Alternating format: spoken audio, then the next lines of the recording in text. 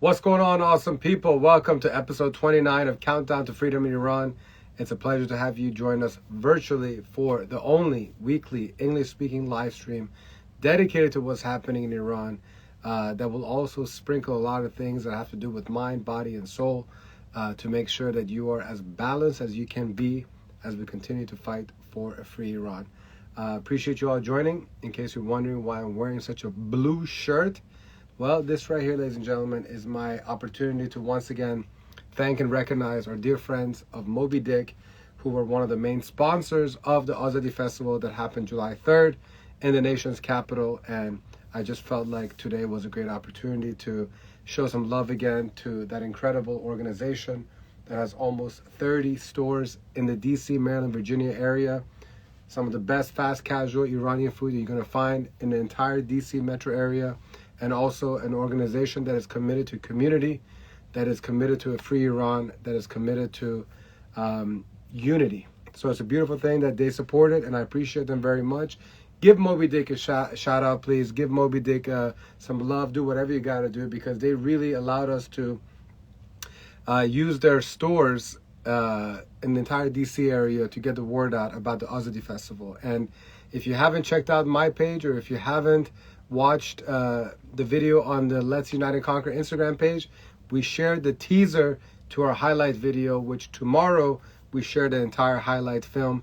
And we're really looking forward to continuing to build on what we started off with at Azadi Festival. Really an opportunity for Iranians to come together to celebrate the culture that we have, from the food to the music to the dancing to the poetry, and also making sure that we use that platform to continue amplifying the voices of our fellow Iranians fighting for freedom. So that's why I wanted to kind of wear this shirt. We have a great program lined up for you all today, and it's going to start off with, well, in no particular order, although let's go ahead and say which particular order. We always start with news and events and updates from the one and only journalist and co-producer of Countdown, Paris Mansouri. So she'll be joining us in just a couple of minutes. And then Dr. Shiva Jahani will be giving us our mindful moment, talking about the 7 spiritual laws of success. Clearly, I have not read or understood any of them, so I look forward to at least learning one and doing something better in life starting this evening. So thank you so much, Shiva, for joining us. We're going to be having a Uniter segment, courtesy of Mona Haghighi. We're going to be talking about a very cool HR database that we have, that we're rolling out. I'll let her talk about it, but it's all about being more organized, more professional, making sure that we have systems and processes, and making sure that we have Unite and Conquer's mission and vision and overall guidelines, all in black and white, making sure that we are crossing our T's and dotting our I's, so that everybody knows and understands what they're a part of when they decide to join Unite and Conquer in a more integral manner. So looking forward to that conversation. I feel like transparency is super important. And when it comes to everything HR related, there's no better person than Mona Haghighi. So we look forward to her giving us an update. And then we're going to have our special guest, Shiva Baktash, who is an Iranian American who's living up to the iconic Shirzan title, emblematic of so many Iranian women who are standing at the forefront of this revolution. And we were so grateful to have her as one of the ambassadors of the Azadi Festival, as she came and she gave a passionate speech on July 3rd in DC. And so she's now part of the United Conquer family. So she's been doing a lot of great things regarding the Mahsa Act. And so I look forward to introducing her later on at 8:40 p.m. Eastern, where we get to talk a little bit more about what she's been doing, get to know her a little better, and just see how fearless activism can inspire us all. So we always know that we got to start countdown with, unfortunately, usually some bad news, but it's always great to have this lovely lady a part of our program. She dates. So if you're ready for Paris Mansouri, let her know. Drop some icons, some emojis, and help me welcome Paris Mansouri from Montreal. Hi, Paris Joan, how are you? I'm good. I'm always afraid of we speak over each other without realizing, and then when we look at the playback on the video, it looks messed up, and my head is either cut off at the top or I'm cut at the chin. So well, listen, just you apologies. already come with negative news. Don't come with negative mindset, okay? I'm not. You look great. The card is fine, you know. Here, I can move my. I think I can look a little better here, Yes. and yeah, I think the sound is going to be good today too. So let's be positive about it. Fingers crossed. Well, I appreciate you joining us for episode 29 of Countdown. We'll be doing this every single week since middle to late January, I believe. I don't know exactly what date it was, but one of the main reasons why we continue to chug along is because of you. It's because of all the time and effort that you spend throughout the whole week to bring to us the latest and greatest information. And by the way, to give yourself a little bit of peace of mind, Mayam just confirmed that the sound is great. So we're good to go. That's all about So positivity. glad to hear it. But thank you for the compliment. For the record, and I hope that people stay tuned to the segment with Mona June about the Uniters and essentially what goes into it. There's such a crew of incredible people who are working behind the scenes. And if you're not doing it for anything, do it for the chats. We've got an insane amount of chats and an incredible community. And as hard as it is, when you watch people work in tandem and in parallel, it's like you keep going and you do your part. So if anything, the community is massively inspiring. And for anyone who's connected and who wants to be more connected, or if you're feeling disconnected, especially for those of us who've grown up outside Iran, who maybe didn't have that network of incredible Iranians around them, like, this is it. So please do stay tuned. We've got an incredible show, but Mona Haghighi segment hopefully is going to provide you some insight and inspire you to join us. That's incredible. I mean, if we needed a recruitment video, that right there was the perfect way to say it. But I love the tagline. Do it for the chats. Do it for the chats. I don't want to scare them. It's the amount of chats there are, but just you'll be doing it for the chats, whether you want to or not. I mean, it's funny. Yeah, there's definitely quite a few chats that are going on at every given time. But I look at it as mini communities within a greater awesome community, you know? So if we can all just kind of change the word chat to community, then you have a different perspective, you know? And the way I look at it is that if you decide to start a chat, it is your prerogative to make it the coolest chat, you know? And we all know that the Countdown Producers chat is definitely up there as far as coolness, you know? Just want to take a moment before we get started on day 306. Want to say hello to Hediye June and Mona and Nusha and Mariam and Arisha and Mariam Afshar, and of course Shiva is going to be joining us lately, and of course Elham June. We got Ariana. So many great people joining us. Thank you all so much. I see Digi Mitch, and so yeah. So I can't go. I don't know there's that many people, or else I would keep on saying everybody's name. We've got people from Montreal, by the way. We've got newbies from Montreal. Awesome. I'm very excited. Yeah, Montreal is starting to represent. So, so let's get this thing started. Okay, we got day 306. The morality police is back as of this weekend, as if it ever really left, to be honest with you. And it seems like they're in full force. Can you give our audience background and an update on the story? Yes, so the Islamic regime announced a new campaign this past weekend. So for those who aren't aware, the morality police is essentially like street patrol or like community patrol, but they're not really patrolling anything except how women dress and how people behave. They're not an official force. Like, there's not like they're like the police force or the IRGC, but they do have an incredible amount of power. They can arrest anybody they want and detain anybody they want. And back in September, they detained a woman by the name of Gina Mahsa Amini. They basically beat her so badly that she ended up being in a coma and passing away. And that ignited this revolution. They're called Gashte Eshad, the morality police. That's what they're called in Persian.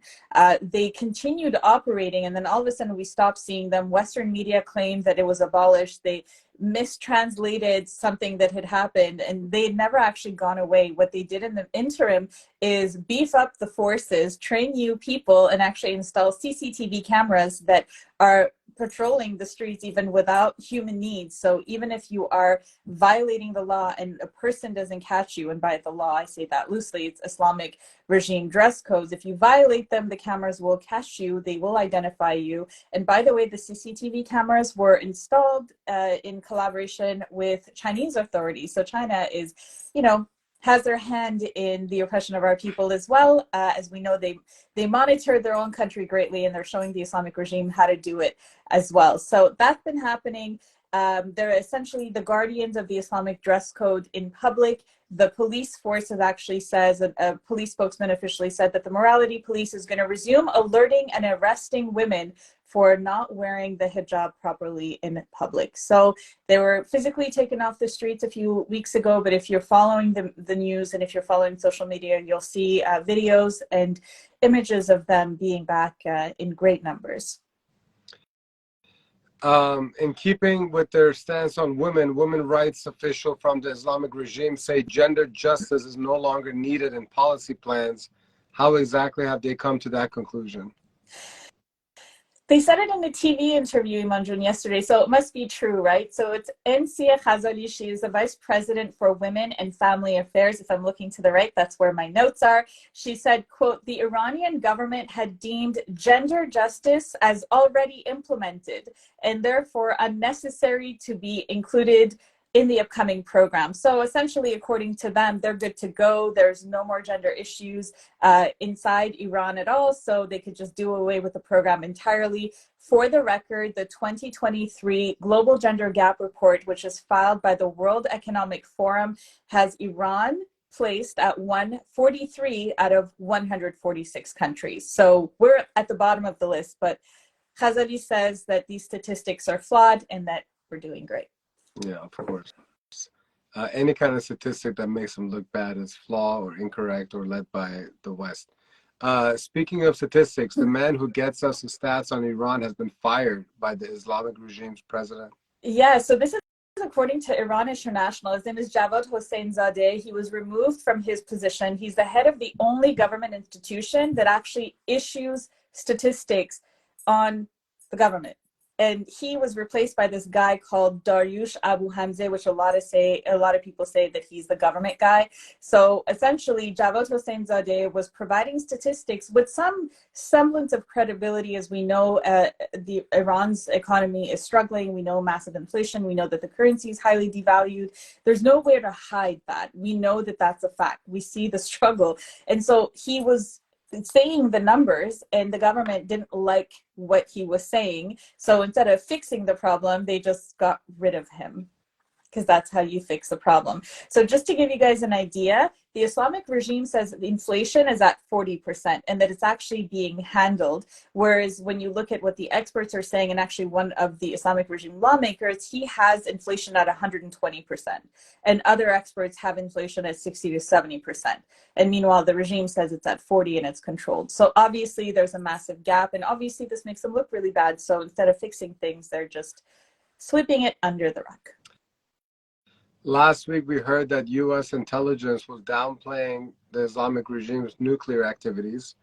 This week, the European intelligence says the opposite. So why are the two sides not seeing eye to eye? So this is a disagreement between the U.S. Office of the Director of National Intelligence and the Netherlands General and Intelligence Security Services. So they don't agree on whether or not the Islamic regime has an active nuclear weapons program. The Netherlands say that Tehran's development of of weapons-grade uranium brings the option of a possible first nuclear test. But the Americans on their side last week said that they're nowhere close to even pursuing atomic weapons. David Albright is a physicist. He is the president and founder of the Institute for Science and International Security in Washington, D.C. He's aware of the situation, and he says that the U.S. intelligence is actually ignoring some of the main facts. And I'm going to quote this. It's a bit long, but I really want to get what he's saying because it's actually pretty scary. He says, by their own definition, so the Americans, by their own definition, had a nuclear weapon program in 2007, but they didn't realize this, and they won't admit it now. There are other problems as well. The European definition is more comprehensive and typically includes buying the wherewithal to develop or make nuclear weapons components. So what he's saying is that the Europeans technically have more information and their assessment is correct. So right now, when the US is saying we've got nothing to worry about, he's actually saying that Europe is correct. We do have a lot to think about and worry about. Speaking of people we should be worrying about, there seems to be like a little tug of war with Robert Malley. Is he staying? Is he leaving? What's his status? So the Biden administration isn't saying much. There's an FBI investigation into Robert Malley's mishandling of classified information. He was dismissed as the U.S. Special Envoy for Iran. He was the main person in charge of signing the nuclear deal. He's been the guy for years. But meantime, Representative Michael McCaul from Texas, he's the chair of the House Foreign Affairs Committee. And he's actually issuing an ultimatum to the State Department. He's saying, like, tell us what's going on, because apparently this has been done in massive secrecy. And actually, what McCall is saying is that what Malley is being accused of, he's like, there is no proof of it yet, but he's like, if there is, this would be treason in my view. Malley is accused of basically providing information to the Islamic regime, along with many, many other things. So we don't know what's happening. Congress was kept in the dark about Malley even having been suspended. And when I look at reports, there's some reports that say he was suspended in May. There are other reports from the Islamic regime that say he was suspended back in April. And meanwhile, all we know for sure is that there's something going on behind the scenes when it comes to Robert Malley, and we don't know what it is, unfortunately. That is huge. I mean, like, so far you would just think that, you know, he was part of the piece of working from the government to Iran, and now the treason is as if like he jumped ship and now he's on the other side. Plot has thickened. Wow. This is according to American officials. This is not even according to Islamic regime officials. So very interesting. Okay, well, we're looking forward to keeping an eye on that. There's an awful new statistic out about execution rates in Iran. What are the numbers? The info was released a couple of days ago, June, and it's awful. It's by Iran Human Rights. It's an organization that's based out of the Netherlands. They say that so far this year, in 2023, one person has been executed every 12 hours in Iran. 354 individuals have been killed so far this year at the hands of the Islamic regime without due process. And another very concerning point they raised is that they say only about 43% of the executions were officially announced. So only 43% from what they believe. So half. So the number is probably much higher than that as well. So it's extremely disconcerting, and it just I'm just grateful for shows like this that you keep going, because we're still talking about it. This is just as important as it was on the first days when they were arresting and killing protesters. It's ongoing, and we can't stop talking about it. These are insane numbers, and they really are doing a great job of like keeping it so quiet, because, you know, normally when there's somebody at risk of execution, or God forbid they actually execute, like a lot of noise is made. So this number of people, for us to not even hear about it, goes to show just how secretive they're keeping all this horrendous. But there's also threats on the family, Manjun. Keep in mind that anybody who speaks out afterwards, they risk arrest and detention and death themselves. So that's how they control it. Insane. Can we get an update on protesters and detainees, please? Yes, I actually want to do a twist on protesters and detainees this week, but I first want to talk about Samaneh Noruz Moradi. She was sentenced to 3 years and 9 months in prison for her membership in an activist Telegram channel and for her support of Crown Prince Reza Pahlavi. The regime claimed that she, quote, supported an anti-regime group and spread propaganda. She also suffers from breast cancer and lupus, and she's not getting the treatment that she needs, obviously, in jail. She did manage to get temporary leave from prison, and while she was out, there was a video in which she had said, "Long live the king," and just for that she got an additional 15 months in jail. So the hashtag we're going to be using for her is Free Samaneh Moradi. And I did want to mention, we keep talking about protesters and detainees. I just want to give everyone an idea of how the Islamic regime treats their own when they're detained. So there's Hossein Fereidoun, the brother of the former president Hassan Rouhani, and there's Haji Razavi, he's the son-in-law of the ex-minister of labor. These two guys were both in jail for accepting bribes, okay? One was released last week for quote unquote medical treatment, and officials say that we don't detain people with medical issues, which is absolutely ridiculous. The other one is Haji Razavi. He's the son-in-law of the former labor minister Mohammad Shariat Madari. He was sentenced to 20 years in prison and he just got out. Iman, get this. He was convicted of embezzling and disrupting the quote unquote economy. He received the equivalent of $51 million in loans that he failed to give back, and they've released him and he doesn't need to pay it back.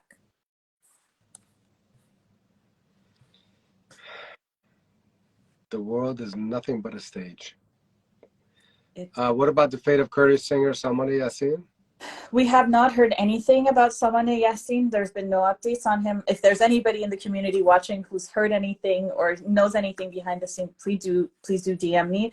There's also Hushida Zari, who we're going to be mentioning pretty much every single week. He's a relative of one of our uniters, Shiva Sabir. He is simply basically under house arrest for being Baha'i. That's it. That's his only crime. He has to pay a massive fine. His passport has been taken from him. He can't travel, he can't work, and he can't leave his house. So Free Hushida is the hashtag that we're using for him to share his story and hopefully get his sentence completely removed. Action item this week, hashtag we're following this week and should be using. So Free Hushida, Free Samane Moradi, Mohammad Qobadlu, who we've been speaking about. He's also a detainee that got the death sentence. We don't have an update for him. Actually, hashtag Save Sharmad, Jamshid Sharmad. He's a foreign national who was abducted, brought to Iran, faced a sham trial, and he's also at risk of execution. And obviously, every week we mention hashtag IRGC terrorist and the mainstays, hashtag Mahsa Amini and hashtag Iran Revolution. What else do we do every week? We talk about how our language is called Persian when we speak in English. I don't know. And people are still calling it Farsi. وقتی به فارسی حرف میزنی میتونیم بگیم فارسی. It's as if somebody said, I speak Svenska. Where's Mona Haghighi? Do you speak Swedish or do you speak Svenska? Imagine if we walked around saying that, how ridiculous would we look?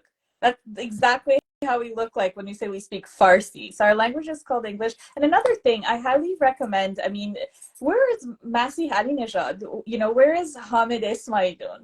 Anyone care to do a little bit of research right now and see what those guys are up to? This would be a really great time. Well, thanks to you, I don't give a rat's ass of what they have been doing or are doing. And I'm just glad that they're dissipating into the abyss. All right, so we covered a lot, Parishon. Thank you so much for giving us all the nuggets that we need to. Enjoy the rest of your evening. And up next, we're going to have Shiva Jahani join us. So until then, Shab Khair, Ba'umide Azadi. All right, well, speaking of Shiva June, we need to have Shiva June come into the waiting room. And she's going to be giving us a mindful moment. And today, and by the way, for anybody who doesn't know who Shiva Jahani is, she's a professor in the College of Community Innovation and Education at the University of Central Florida. And for the past 10 years, she has taught courses on yoga, meditation, and research. And so today, she's going to be talking to us about the spiritual laws of success. All right, so here we go. Put your hands together for Shiva Jahani, please. درود بر شما. Namaste. Great to see you as well. So we're talking about the spiritual laws of success this evening. Let's start with, what is success?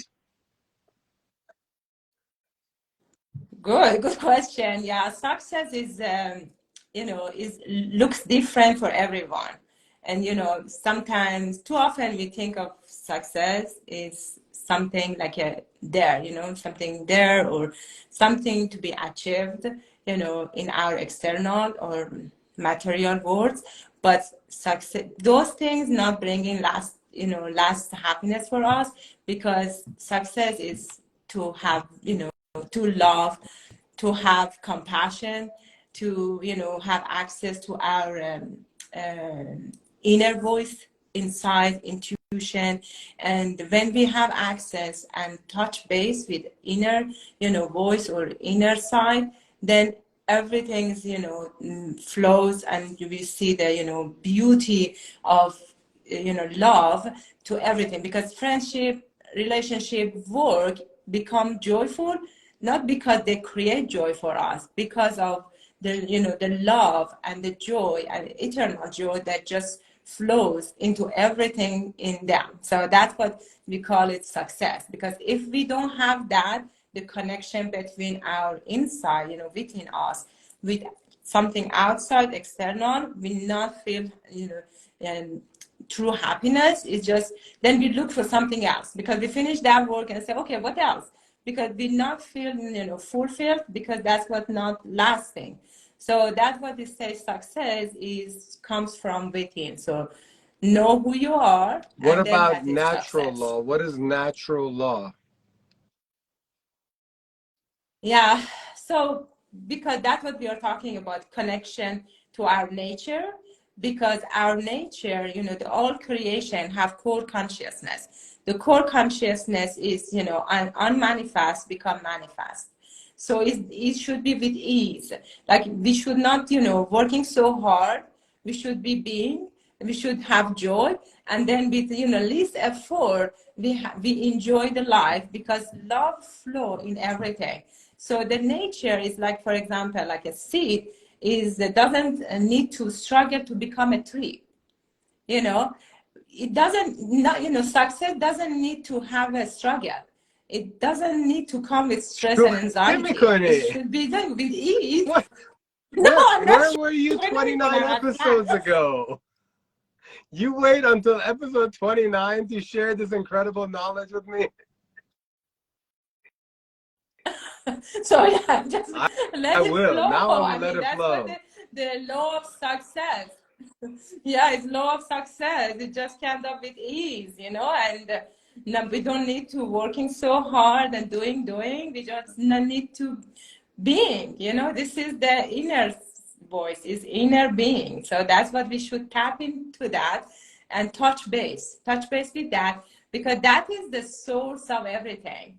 And we will talk about this, seven spiritual law. That's because all about what is If inside of anybody else us. thinks that Shiva Jahani needs to have a show every single day to remind us that we don't need to stress out and be all high strong and high anxiety, and that success and happiness can just happen with just understanding ourselves and saying screw you to everybody else. I mean, I'm kind of putting words in your mouth here, but yes. So just basically get on IG Live every day, Shiva Jahani, and share these things. But there are 7 spiritual laws which you're going to share with us. Should we start with laws 1 and 2, or are we starting at 7 and working our way back? What are we doing here? I would say if you have questions, then you just, we can just go that way. First of all, I start with all of the 7. We just introduce them. So the first law is pure of potentiality, infinite possibility. We should know ourselves, then we are infinite possibility. If we know that the source of creation inside of us, then we always try to access to that. Then we know we are infinite, and then we can have infinite possibility, and we are not going to be worried, because what's happened, we can find our creativity, we can find our uniqueness. We are, we know what's going on inside, and who am I, and connect to ourselves, connect to power of, the all creation, that just, help us to create what we want. And everything is just comes, is easy to us. So that we don't need to struggle, we don't need to have stress, and just because we know who we are. So the second one is kind of like a giving and receiving, because it's the nature. It's kind of giving and receiving. So we just see that, and we know we are opening ourselves to all the abundance of the nature. So that is the giving and receiving. And we can do every of these laws in every day. Like, for example, pure potentiality, give our energy and attention on Sunday. Just think about that. I am infinite. and think about who you are. So that's all the day on Sunday. Think about this first law. Give energy, focus on that. You see what happened. So that's what we are, unmanifest become manifest. And we are accessing to our deepest desire because of that mentality we have. We are trusting. So, okay, look at nature. It's just like that. They don't struggle. Then the third one is, if you have questions, please ask about this two laws. So first of pure potentiality, second, giving and receiving on Monday. Every Monday, just give energy to giving and receiving. Just, be kind and just, open yourself. It's just really hard for me to be kind on things Mondays because usually I'm pissed off on Mondays. So if there's a way that I can kind of be a little calmer, no, I'm just joking. Continue, please. Okay. Yeah, you need to redirect. I need a lot of redirection. Is it your Monday? Okay. Okay. Yeah, and third one is kind of like on Tuesday, karma. Karma, it means you just not thinking about your past. Like today is a fresh. I'm going to think positive. Everything will come to me as a positive, things. So it just, karma is what you are giving energy, attention, that's come to you like that. So that's, because if negative things comes, you tell myself, oh, I don't want the action of that. That stop you to think about that. That is karma. It means you're not going to think about your past, nothing to worry about future. Just say now, fresh, and then, hold on, I think someone called me. And then the fourth one is we're moving to the giving and receiving, and then what we say, karma. And Wednesday, today is Wednesday, least effort. Leave we the what? Don't need to be like least, at least effort, not working so hard. This effort. It means we don't need to work so hard. So that's what that is a meditation. So meditation helps us to just trust that moment for, experiencing peace, do nothing, but you will be more efficient. So that helps us, because everything, as I say again, is from within. Success comes from within. So you're trusting, because with meditation, you have access to infinite possibility. Then you are becoming more creative, unique, and you say, okay, that's it.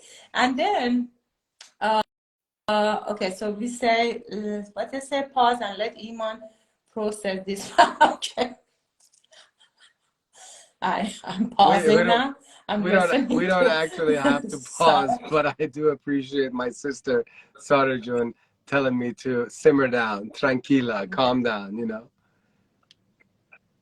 I'm getting there. Good. Every day there's more awesome people surrounding us, and I'm trying my best to relax a little bit. So yeah.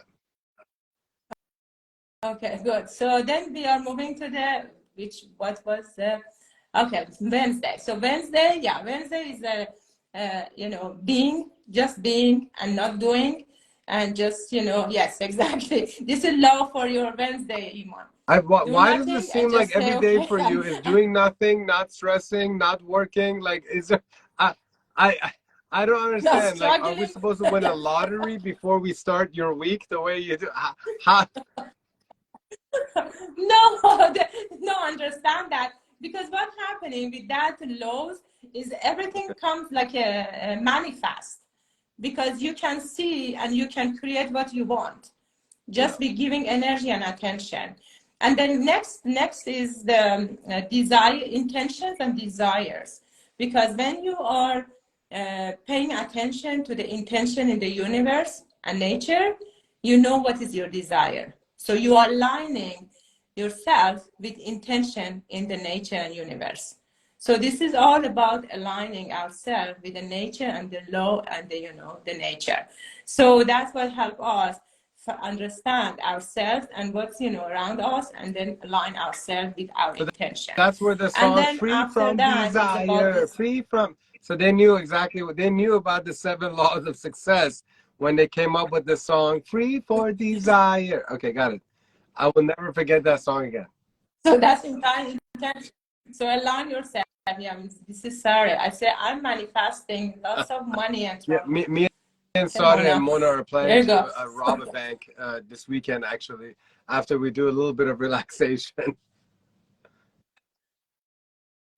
No, you trust me. That's the way we all have to go. You know, we just do meditation and just have access to our inner insight and being and voice. And after that, this attachment. The sixth one is like this attachment. It means love our journey. We should not just think about outcome.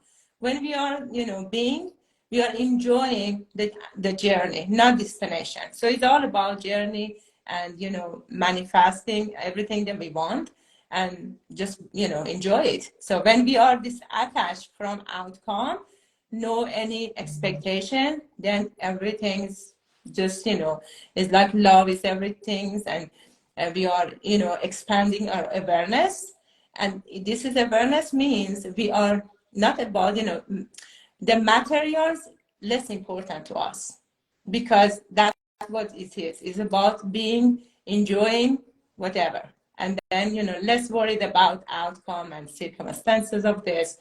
And Less, that's what is less this is is more. spiritual. What's Yeah. what's the last law before we gotta go to our special guest? Dharma means knowing our talent and our gift. So it's on Saturday. Just give your energy, attention to who you are, what's your talent, what's your gift, and then just let that flow and see it in everything that you're doing, in your friendship, in your relationship, at work, in everything. So you will see Great. how Well, life this is Saturday, beautiful. I'm going to remind myself that I have no talents and no gifts. I look forward to this Saturday, very much so. I'm joking, but Shiva, this was amazing. I actually really appreciated these 7 laws of success. Everything makes sense. I was joking a little bit, obviously, but you every time you join us, Shiva, you really make not just me, but people who watch really think about the simple things in life, that when we're driving 120 miles per hour, not on the highway, just in life, that we sometimes forget to slow down and see the beauty that's around us, because we're so I mean, at least I'm speaking on behalf of myself, and like you always I feel like by your words, you kind of like hold me back like a horse that needs to be slowed down. So I know that a lot of people feel that way. So you are Yes. And it has manifesting a for free of run. course, I'm Yes. sure, definitely, yes. And that's actually rubbing. Amen. I'm going to show rubbing some love as soon as I say goodbye to you, Shiva. Appreciate you very much. Thank you so much Sending for love always to you all. blessing Countdown with such amazing words and wisdom. Much love. Namaste. Shabbat Much love to you all. Yeah, so Raw So Fresh. If you see Raw So Fresh in here to chat, he's literally a family member of mine now, but we were introduced through oh my god, it's 8:40, it's Mona. Anyways, follow Raw So Fresh. We gotta get Mona up in here. How did we fall behind on this? I have to apologize to Shiva John, stand tight. We're gonna go ahead and bring you in. I don't know how we lost track. I don't know whose segment went over. How you doing, Mona John? Hi. Did you forget me? I didn't forget you. I don't know who went overboard, but who took a long time. So now we're behind schedule. So I'm gonna jump right into it. Good to see you, Mona John.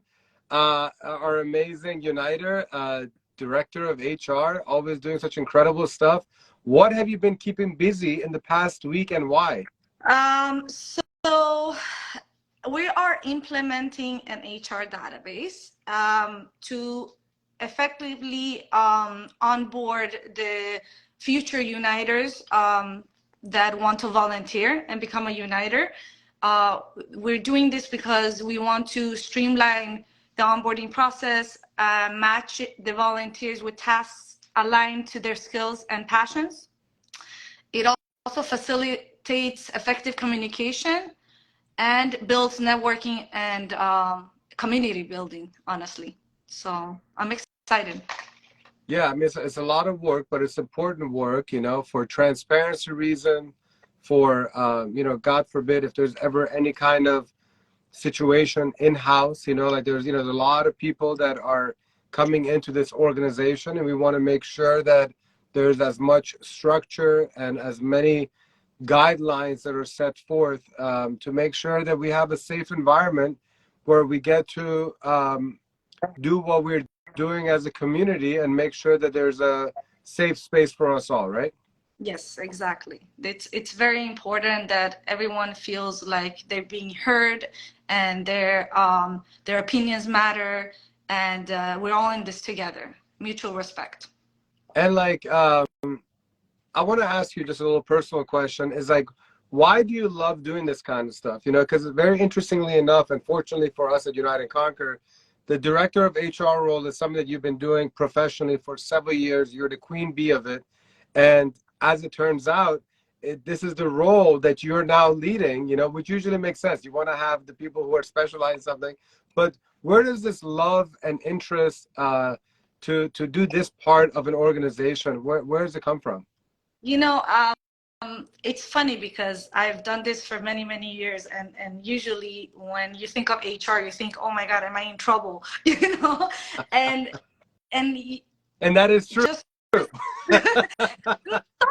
Sometimes it's funny because when I call someone into my office, the first thing they say is, what did I do? So I have to always say, you're not in trouble, can you come see me? So that's how I have to start the conversation.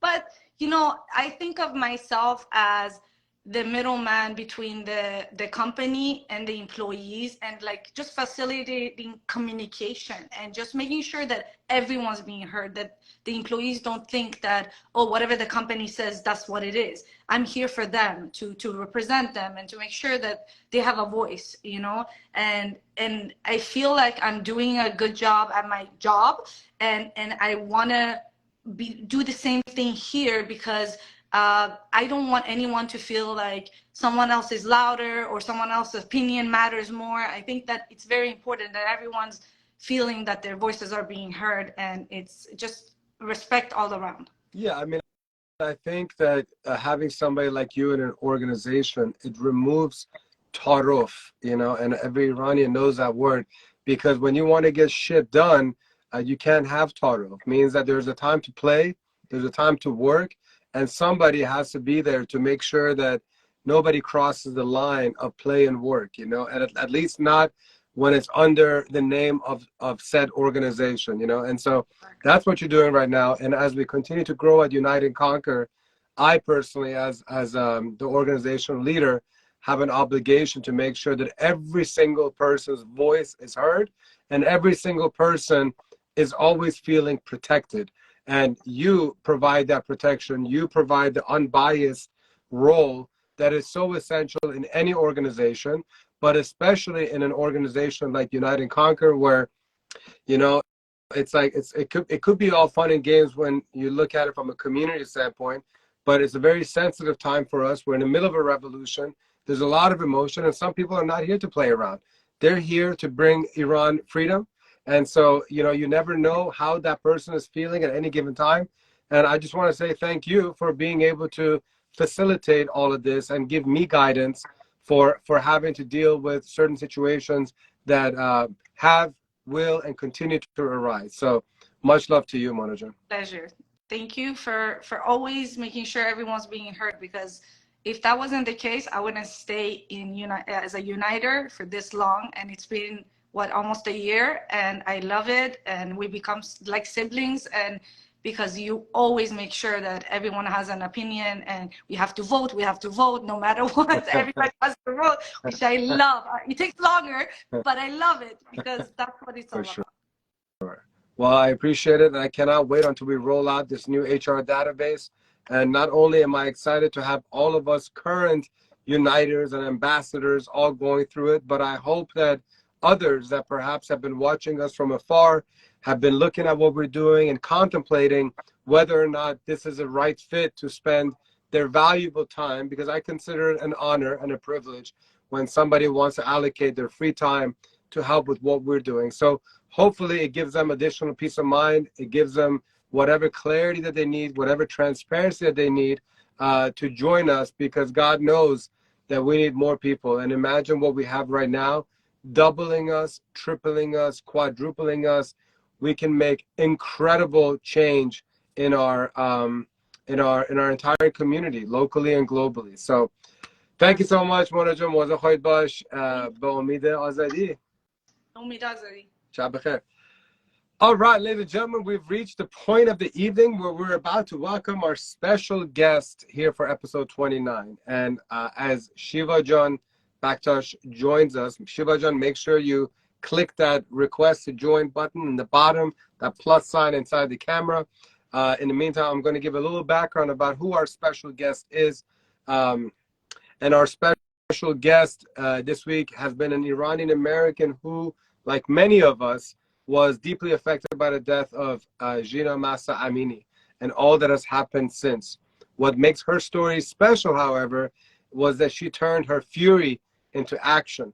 I only got to know her recently, and I'm excited to have the chance to get to know her and also for you to get to know her better. Shiva was born and raised in Iran and moved to the U.S. in October of 2001. She lived in California for 16 years and then moved to my previous hometown area of Virginia in 2017. She was always very passionate about public service, and she pursued a career in the public sector and attended graduate school there. She completed her bachelor's degree at San Francisco State University in 2011 and is graduating this September with a master's in public policy from George Mason University. Go Patriots. She currently works at the Department of State and dreams of becoming a foreign service officer one day. Between her knowledge about public policy and her passion for Iran and this revolution, she's a perfect person to speak with to find out what's going on with policy while also inspiring us with action. And I will be remiss if I don't mention that she was an incredible ambassador to the Azadi Festival, and she came on that stage and she shared all the things that she's been working on. Grateful for having met her, grateful for everything she's done for the past 10 months, and grateful to have her as a special guest here tonight. So please, show this lovely lady as much love and admiration and respect for fighting the fight pretty much alone for a long time, but now she's together with the Uniters family. Hi, Shiva Jahani. Hi, Iman. Thanks for having me. So great to have you here. Appreciate you making time on this Wednesday evening. Of course. So we're going to jump right into it, and I apologize for the short delay, but don't worry, we're going to have just the same amount of time allocated towards you. You've said that Mahsa Jina Amini was heartbreaking and that you are a completely different person since September of last year. What has it been like? Well, I would say the first few months up until November, I was a mess emotionally. I couldn't focus on my work or school. I was depressed. And again, just like all the Iranians. But starting end of November, I decided to, get over my emotions and think of ideas or strategies that I can help, people in Iran. So I was going to the protests and all that, but again, I thought it's not enough. I'm here for a reason. I moved from California, just like you said, to attend grad school here and to work for government. So I should utilize all my resources. So I decided to look into the Mahsa Act. I did some research and I met a few people on Instagram or Twitter.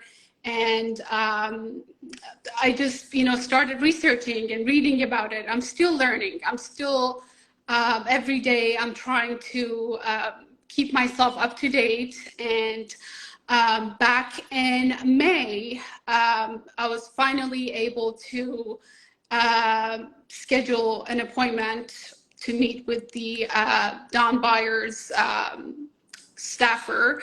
And again, I was not able to convince them to become a sponsor, but at least, I was able to meet with their staff and convince them why the Mahsa Act is so important to us Iranians. And the fact that, I was I had goosebumps as, the staffer told me that, it's for the first time in 44 years that we see all these Iranian Americans so united, and you're not the first one to be coming to our office and discussing this. Yes, we know about the MEK. Yes, we know about NIAC. And again, that was enough for me to show up and, meet with them and discuss my concerns. So Yeah, one thing that when I was reading the information that you were sending me is that, you were kind of getting frustrated about how you didn't get the support from the representative that you wanted, and on top of that, you didn't get the support of some of your own family members that you wanted. Tell me about getting frustrated with your family for not doing their part, and how did you handle it? I mean, it was both family and friends. I was literally begging them. It takes 2 minutes of your time. I mean, if you check or follow me on Instagram, you see that I make posts almost every week that, it takes me less than 15 minutes to call 5 representatives. And sometimes, I'm just taking lunch at work and I literally pick up the phone and call them, and it takes less than 15 minutes. Again, getting through them, convincing them of how important it is. Yes, again, attending to these rallies and protests, it's good. But now we're marking, it's been 10 months. Now we're marking the 1-year anniversary soon. So the whole world knows we have enough awareness. And at this point, we need to take action. And that comes with, contacting our politicians here. And I've always offered my help. Again, I live so close to DC. I'm only 5-10 minutes. And I can help even if people contact their politicians, and at this point, senators, and are able to schedule an appointment to meet with them. But again, they don't live here. They're out of state, or they don't live here. I can, go meet with the politician or the congressman or the senator and represent that person. So even now, I'm all alone, doing it all alone. But shout out to Sarah Raviani and Nick Bach. Again, they make it so easy for me. They keep me updated. And if I have any questions or concerns, I reach out to them. They're always there to help me. But even now, after 10 months, I'm still begging my family and friends to, get more involved with the Mahsa Act. So one thing that you mentioned also when you were sending more information, which I really appreciated, was how honest and how open you were about the impact that all of this had on your mental health. A lot of people have been fighting through the mental health challenges behind the scenes as they were getting so involved with the revolution. But I was so pleasantly surprised how open you were in sharing that and providing me with information. So tell me about the fact that from September till November, which was the first 2-3 months of hot and heaviness, so much going through all of us, and you were actively contacting the House representatives. How did that affect your life and your mental health? And what did you do to kind of get yourself back on track or give yourself the space that you needed? Because I know a lot of people can really relate to what you went through, and you're able to provide a lot of insight and recommendations so that we don't have others who are fighting this fight being stuck in a very dark place for too long. So what experience can you share, and what advice do you have to share? Dark space. Again, the first few months, I was dysfunctional.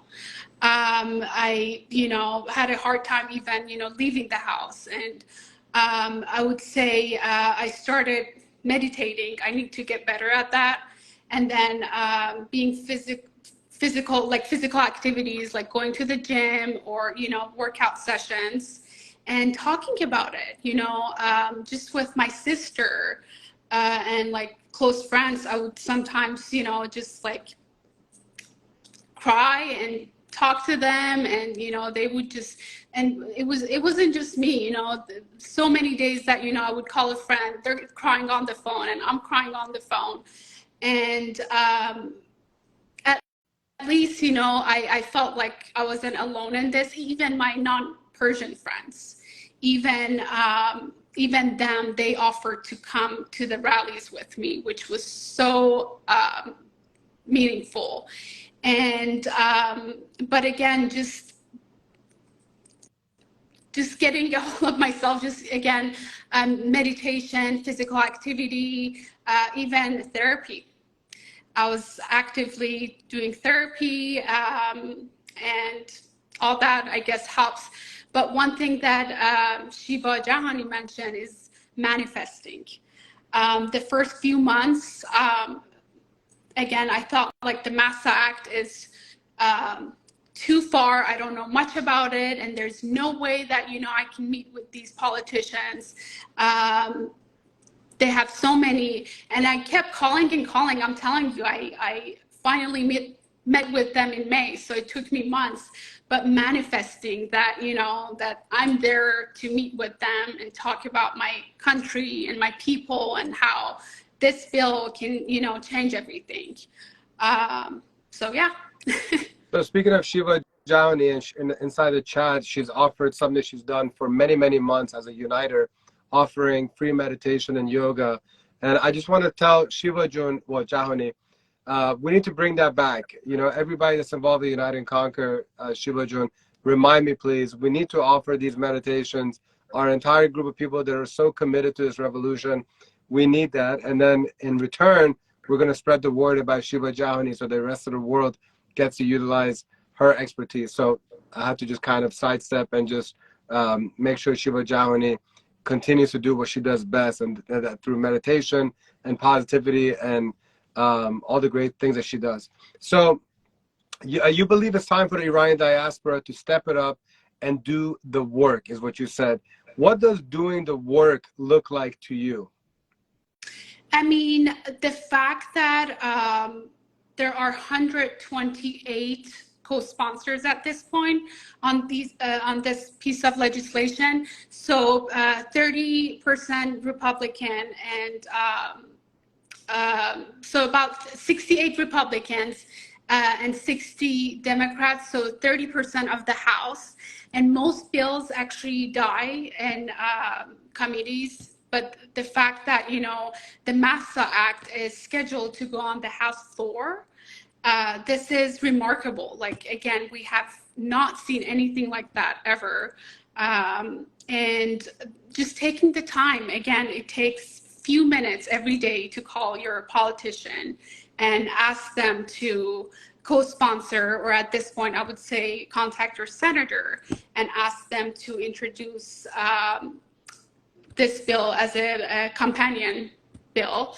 And again, just it takes few minutes. And it was yesterday that I was chatting with Sara Raviani, and I was asking her out of curiosity, how much time do you spend per day to, dedicate your time on this? And she said at least a couple of hours. And I said, oh, wow.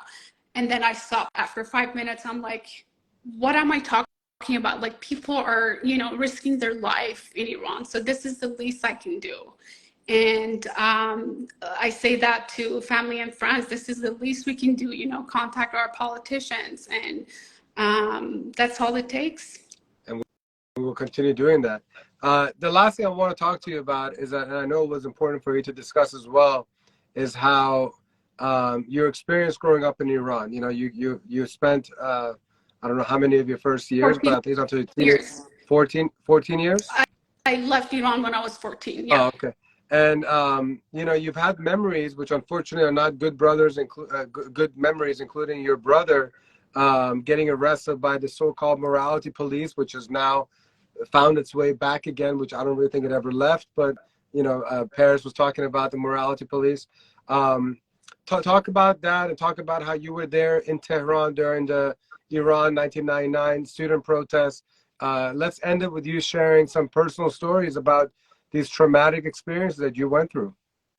So I believe my very first experience, as my family tells me, I was very little, maybe 3 or 4.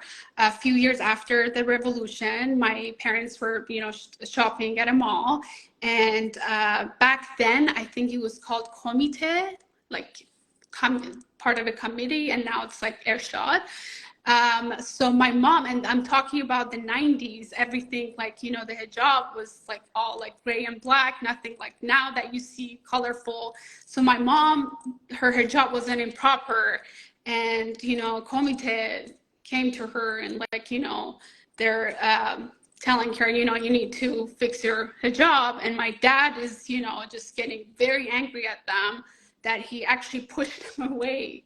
He was able to be like, you know what, back off, she's my wife. And so that's my first experience as a 3-year-old. But then I was about 7, or no, I was about 8, because my brother is 10 years older, and he had his 18th birthday, and a big party, like 100 people. I remember vividly.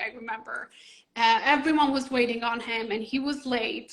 And as a 8-year-old, I'm just like looking around, and he's late. He comes in with his head shaved and like all like nervous and just like, trying to like smile. And my dad is like, what happened? And he's like, I got caught by the morality police comité, and they took me because, his hair was long. So they took me to a barber shop. They shaved my head. So again, when I talked to my brother recently, 6-7 months ago, at the beginning of the whole uprising, he's like, don't let it affect your life. Just, you got to live your life. There's little that you can do. I'm like, no, that's not true. And for the first time, I think after, God knows, so many years, I told him about that memory, and he was just stunned. He looked at me, he's like, how do you remember? I'm like, because we all live in pain. Like even now, I get so emotional talking about it. And, as an 8-year-old, I was scarred to see my brother like that. And later on, fast forward, this is 1999. I was born and raised in Isfahan, but back then it was summertime. We were in Tehran visiting with my family, and I witnessed the whole, the very first uprising in Iran in 1999, as known as Kuya Daneshgah, the Iranian, Tehran University students, had a protest. And, I experienced it. I saw it, I felt it. And this is exactly why, 10 months ago, that trauma came back, the pain again. And this is why I decided to be more active and involved and find my niche, because again, the first few months I was lost and confused. I didn't know how I can help, but now I'm very confident that the Mahsa Act is gonna turn into a bill and we can succeed. Well, first of all, Shiva Jahani, I want to thank you for sharing all these personal stories, which I know are very hard to rehash, and it doesn't take much to realize what fuels your passion for what you're doing. And as a fellow Iranian, I'm very grateful that you're using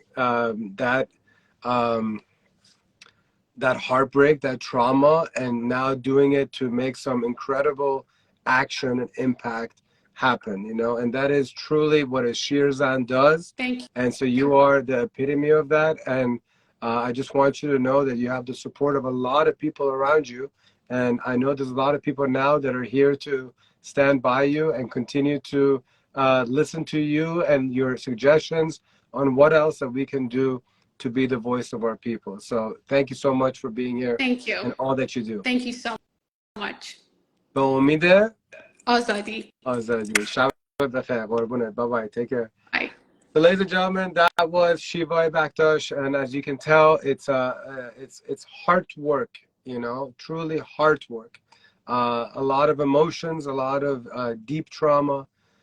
This is what 90 million Iranians inside and outside of Iran are facing on a day-to-day basis. And We have individuals like Wolf, who's here watching right now, and I appreciate him tuning in. Wolf is the husband of an Iranian, and he's been using his creative talents to create a lot of digital art to share the story of so many Iranians. And we're so grateful to have him as part of our ambassador group as well, meaning that this is not just an Iranian issue, and there's a lot of non-Iranians who care just as much about the atrocities happening in Iran, and they're doing their part to be the voice of Iranians. So kudos to people like Shiva Baktash, kudos to individuals like Wolf, kudos to everybody else who's doing their part. Really, all that we ask of everybody and anybody is just do your part. I mean, as a human being in this world, as somebody that is sharing the oxygen of people that are also just trying to breathe oxygen and be able to live a life that they choose without wanting to harm anybody else, and just doing whatever they can for their family to survive, to enjoy, and just live life, and so we really appreciate everybody that's doing their part. So speaking of doing their part, we're going to be here again next weekend, or not next weekend, next Wednesday for episode 30 of Countdown to Freedom in Iran. If you have any recommendations on who you would like to have on an upcoming episode of Countdown as a special guest, don't be shy to message me. We're always looking for more recommendations or more awesome people that are using their platform on a consistent basis to fight for a free and secular Iran. Very key right here, free and secular. So if you know somebody that's been busting their ass for the last 10 months to use their social media platform to be the voice of Iranians, please message us with their profiles. We'd love to get to know them better. And hopefully they'll be our next special guest on Countdown, in addition to our regular contributors such as Paris Mansouri, our journalist and co-producer of this show, and Mona Haghighi, who does our Uniter segment and is a co-producer of the show, and of course Shiva Jahani, who is a contributor and producer of the show, as well as the many other people that are involved in making this weekly live stream program happen every single Wednesday night. This episode is going to go up on our Instagram, and then it's going to go up on the United Conquer YouTube channel. Please be sure to click the subscribe button on the YouTube channel and continue to support us in any shape or form that you deem fit. Like, comment, share if you want to become a sponsor or advertiser so that we can continue doing what we're doing at Unite and Conquer. Please let us know if you want to volunteer and become one of our Uniters. Let us know. We're going to be rolling out that database very soon. Thanks to Mona Haghighi. And once again, thank you so much to my friends at Moby Dick. They gave away hundreds of these shirts at the Azadi Festival. Grateful for them for supporting our efforts. Shout out to so many other people, Arash Momini, Golchin, Kia Aryan, and so many other individuals that I can't say right now, but I want to give a shout out to Ariana Home Care, Artita Gallery, Damovan Culture Association, Gilani Design, Iranian Culture Association, My Conscious Coaching Group, Persian Ceremony, and of course, Retail Therapy Clinic. Thank you all for joining. Appreciate you all. Sorry for going over by 7 minutes. Shabbatum Becher, Be'omide, Azadi. Much love.